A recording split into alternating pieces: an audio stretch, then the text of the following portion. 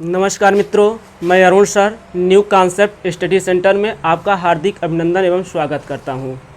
इस new concept academy centre के माध्यम से विभिन्न प्रतियोगी परीक्षाओं में जैसे टेट, सीटेट, यूपी टेट, अन्य प्रतियोगी परीक्षाओं की क्लासेस ऑनलाइन चलाई जाती है। आज इसी क्रम में मैं हिंदी विषय पढ़ाने के लिए प्रस्तुत हूं और हिंदी विषय में आज हम लोग वर्णमाला की चर्चा करेंगे। आप लोग वर्णमाला शब्द सुने ही होंगे। वर्णमाला की परिभाषा हम लोग जान लेते हैं। वर्णमाला है क्या? वर्णमाला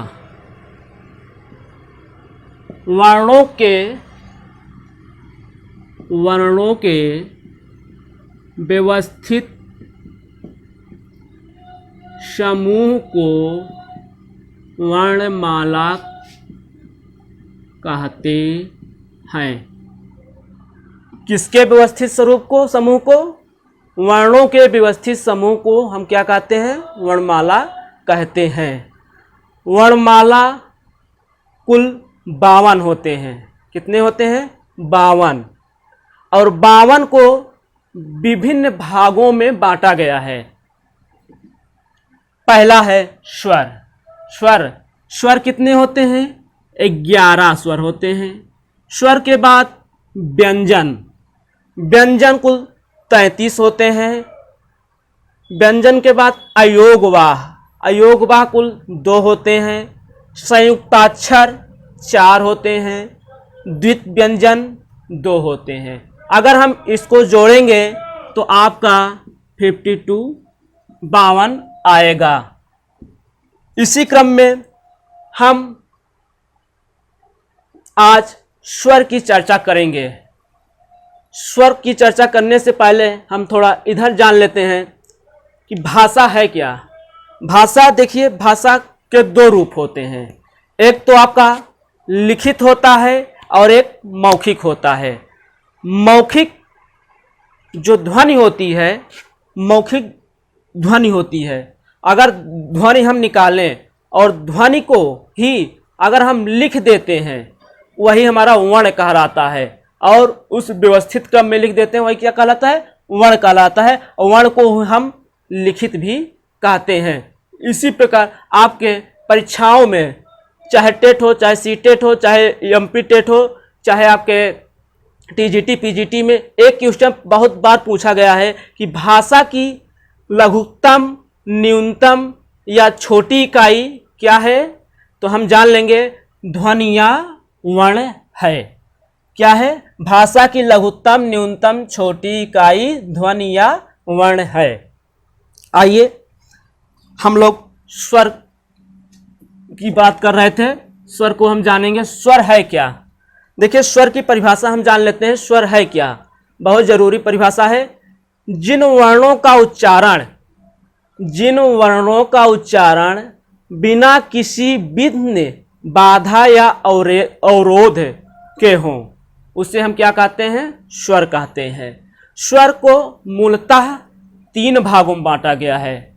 कौन कौन से? आपको ह्रस्व स्वर, दीर्घ स्वर और प्लुप्त स्वर। ह्रस्व स्वर किसे कहते हैं? ह्रस्व स्वर को हम मूल स्वर भी कहते हैं। ह्रस्व स्वर की परिभाषा जान लेंगे। जिसमें अल्प प्राण आयु की आवश्यकता पड़ती है। जिसमें अल्प प्राण लगाते हैं, थोड़ा सा वायु लगाते हैं, छोटी सी ध्वनि निकालते हैं, अधिक ध्वनि नहीं निकालते हैं, उसी को हम ह्रस्व स्वर कहते हैं। जैसे ह्रस्व स्वर 4 होते हैं। कितने होते हैं? 4 होते हैं। अगर आपके पेपर में पूछा जाता है ह्रस्व स्वर कितने होते हैं? 4 होते हैं। या मूल स्वर पूछा जाता है, मूल स्वर कितने होते हैं? 4 होते हैं। क्योंकि ह्रस्व को ही हम मूल स्वर भी कहते हैं। जैसे आ, ई, उ, री, यानी छोटा आ, छोटी ई, छोटा उ, री, ये हमारे क्या है? मूल स्वर हैं। मूल स्वर के बाद हम चर्चा करेंगे दीर्घ स्वर। दीर्घ स्वर क्या है? दीर्घ स्वर को हम संयुक्त स्वर भी कहते हैं। जिसमें महाप्राण की आवश्यकता हो, जिसमें अल्प वायु से अधिक वायु लगे, यानी अधिक ध्वनि की आवश्यकता पड़ती हो, उसे हम दीर्घ स्वर कहते हैं। दीर्घ स्वर कुल 7 होते हैं, जैसे बड़ा आ, बड़ी ई, बड़ा ऊ, ए, ऐ, ओ, औ। ये हमारा क्या हो गया? दीर्घ स्वर हो गया। दीर्घ स्वर कितने होते हैं? 7 होते हैं। बड़ा आ, बड़ी ई, बड़ा ऊ, ए, ऐ, ओ, औ। ये तो दीर्घ स्वर हुआ। फिर उसके बाद आता है आपका एक मुख्य स्वर, प्लुप्त स्वर, जिसका प्रयोग हम संगीत आलाप में करते हैं। बहुत से ध्वनि, बहुत से ऊर्जा की आवश्यकता इसमें होती है, तिगुना समय लगता है। इसलिए हम इसे तीन से भी हम इसका उच्चारण करते हैं। तीन से इसलिए तिगुना समय लगता है इसमें। आलाप संगीत में आप लोग जानते हैं कितने ध्वनि की आवश्यकता पड़ती है, इसलिए हम इसका प्रयोग हमेशा संगीत आलाप के समय होता है, और इसे हम इस चिन्ह से प्रयोग करते हैं, इस चिन्ह का प्रयोग करते हैं। लेकिन इसका प्रयोग हिंदी भाषा में कम, लेकिन वैदिक भाषा में अधिक किया जाता है। देखिए हमने यहाँ लिख दिया है, ये आपका प्लुप्त स्वर है। प्लुप्त में जैसे आप देखिए ओम, ये इसका अर्थ होता है शिव। ये वाला ओम जो है ये स्त्री के लिए प्रयोग किया जाता है, और इस चिन्ह का प्रयोग जब हम देवताओं के आवाहन के लिए पुकारते हैं तो इस शब्द का प्रयोग करते हैं। ये तो मुख्यतः आपका स्वर हो गया, जो 3 बताए हैं, ह्रस्व स्वर, दीर्घ स्वर और प्लुप्त स्वर, 3 भागों में। लेकिन इसके अलावा भी कई भागों में बांटते हैं हम। अब देख लेते हैं उसी स्वर को इसके अलावा उच्चारण के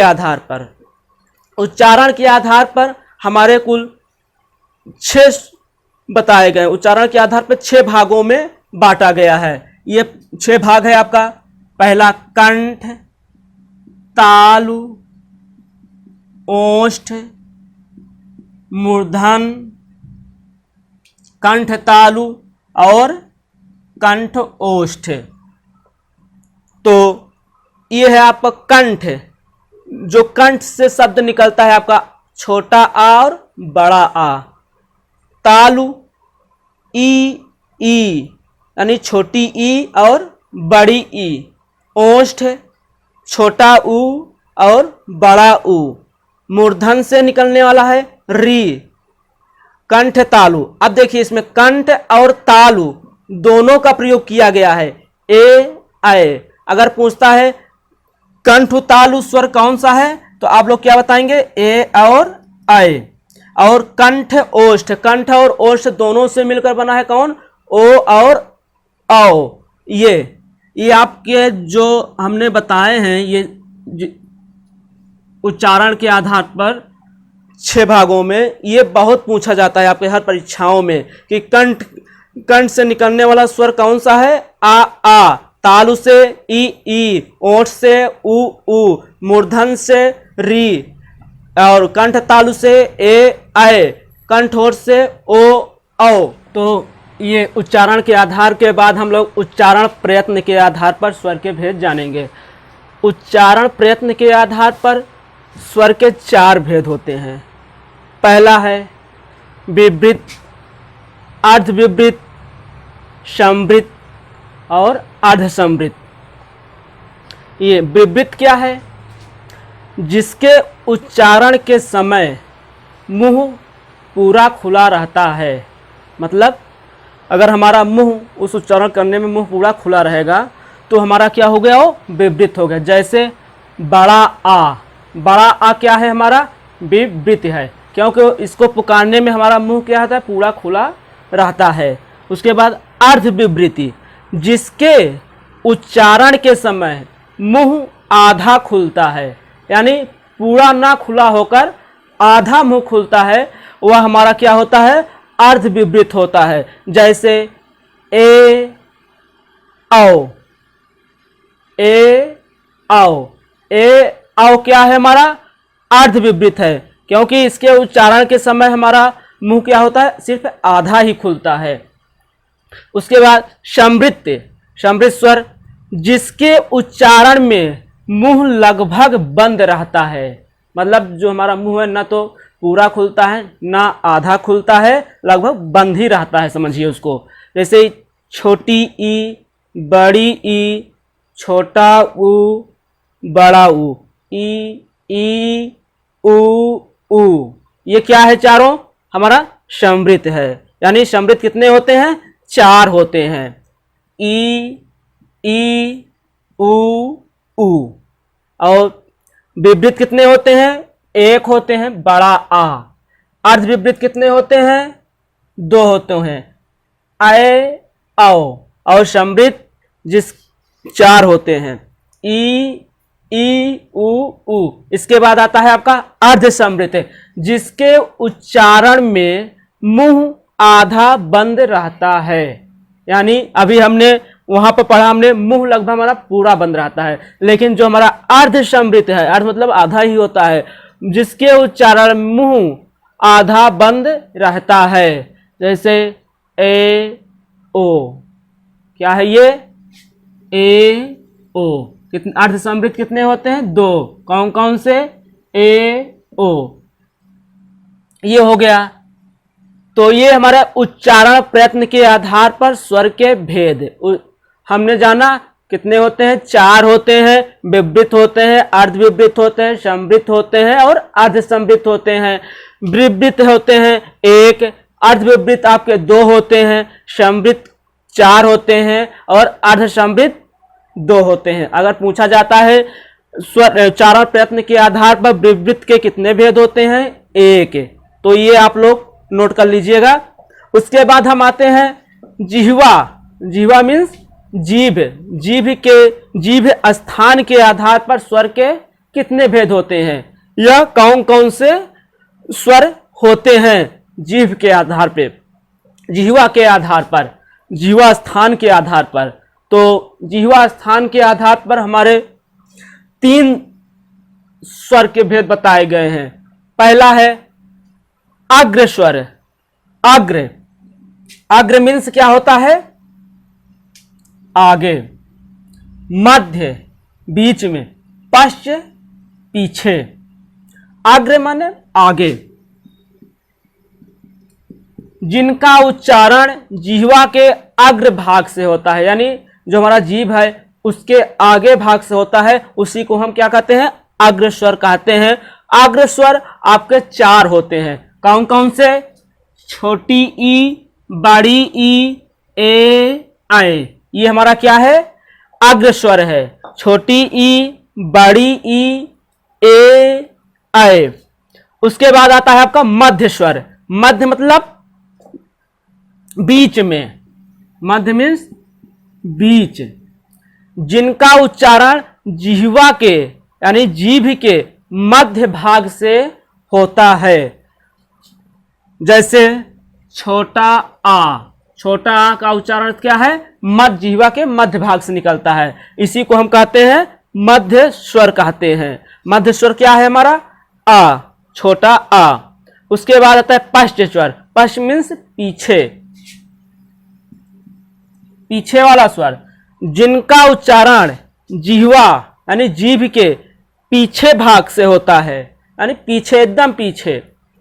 तो हमारा क्या हो जाता है? वो पश्च स्वर हो जाता है। पश्च स्वर कितने होते हैं? 6 होते हैं। कौन कौन से? आ, उ, ओ, औ, आ। अब ये आ, जिसमें बड़ा आ में चंद्रबिंदी लगी है, आ, तो ये कितनी ई क्या हो गया हमारा? आपका ये पश्च स्वर हो गया। पश्च स्वर कितने होते हैं? 6 होते हैं। तो ये जीभ स्थान के आधार पर स्वर के भेद हैं आपके। कौन कौन से? अग्र स्वर, मध्य स्वर और पश्च स्वर।